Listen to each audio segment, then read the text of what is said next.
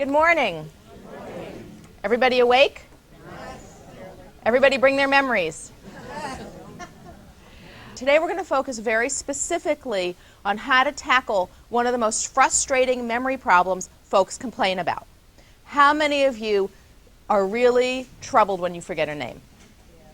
Right? Forgetting names is the #1 memory complaint of adult Americans, so you are not alone. Why is it so frustrating when we forget a name? Anybody? It's embarrassing, right?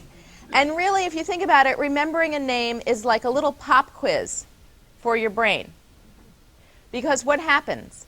You hear the name, and as we're going to see in a little bit, it's challenging when we hear a name to get it, right? There's things competing for our attention. We may not hear it well. We may be thinking that we want to go back and get another half of a muffin, right? We may be preoccupied with something else that is troubling us, thinking about having to get ready for the holidays, about something that we forgot to buy at the store. And when we hear that name, we don't get it, and guess what happens? Someone else comes up and we're stuck having to introduce the person, for example, right? And what happens? What don't we have? What didn't we get? The name, right? So we don't know we're going to have a test on that name. We don't know that we're going to have to turn around and produce that information, but we do. And it's unexpected and it's hard to remember names. So what we're going to focus on today is why it's challenging to learn and remember names, some general tips that we can use to improve our learning and recall of names, and then we're going to move into strategies to help us learn and remember names most effectively. And what I want you to do when we move into the strategies is not try to be what I call a memory dilettante, right? I don't need you to be a little good at all these techniques. What you need to do is become an expert at one that works for you. And if we have time, we're going to go through some exercises together. Someone asked me here if I was going to give them a test today. I'm not giving you a test. Serena's going to give you a test. But I'm not going to give you a test. But what we are going to do is some exercises on practicing some of these strategies so that you can start this morning to identify, to think about for yourself which strategy for remembering names you want to use.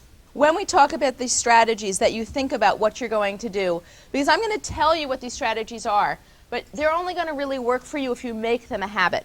If it's something that you start to practice as routinely as brushing your teeth. Now, I probably used the brushing your teeth example here before. I better start using this before it turns off again. How many of you brushed your teeth this morning? How many of you remember brushing your teeth? Okay, you have a very clear memory of brushing your teeth? Okay, how many of you brushed your teeth yesterday? You have a clear memory of brushing your teeth yesterday. Do you really remember brushing your teeth yesterday? Or maybe you kind of think, you know that you did because you do it all the time. It's a routine. But if you think about it, things that we do as a routine, we sometimes don't clearly remember. So, for example, how many of you may drive home on a certain route and you're busy, listening to the radio, you're not talking on the phone, right? But you're doing other things, so you don't actually pay attention, but you get there. Well, doing these habits for remembering names has to become a routine like that, okay? And that's what you need to focus on in today's presentation. So here we go. I presented this to you before, so for some of you who were here for the first lecture, it may be familiar. We learn and remember really in 3 steps. In the first step, we learn, we acquire information. So we, for example, with a name, we'll get a name. So, sir, what's your name? Gerard. Okay, did anyone hear that name? Okay, I have to help them. This gentleman's name is Gerard. So when Gerard says his name, you have to get his name. You have to acquire his name. Then if you're going to remember his name, you have to store it. You have to put Gerard's name away someplace where you can get it out later. Then when you see Gerard at the next sale event, right, and you want to remember his name, you have to retrieve it. You have to go into where you've stored it and get it back out. And that's really remembering, okay? So acquisition, storage, and retrieval are the 3 steps by which we learn and remember information. We use 2 processes to move information in these steps. Short-term memory is how the process we use to move information from acquisition into storage. It's also called encoding, right? So what we're doing is we're taking information such as, what was his name? Gerard. What was my name? Cynthia. Good. Okay, just checking. And what was the name of the cameraman? Herb. Were they right? Okay, good. Just checking. All right? Okay, so when we learn these names, what we're doing is we're using short-term memory to move that information from the sensory perception, from the getting that information into storage.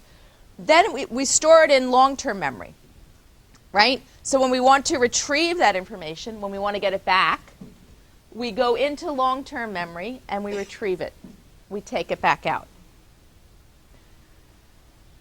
When we get a name, we need to do two things. One is we need to be paying attention.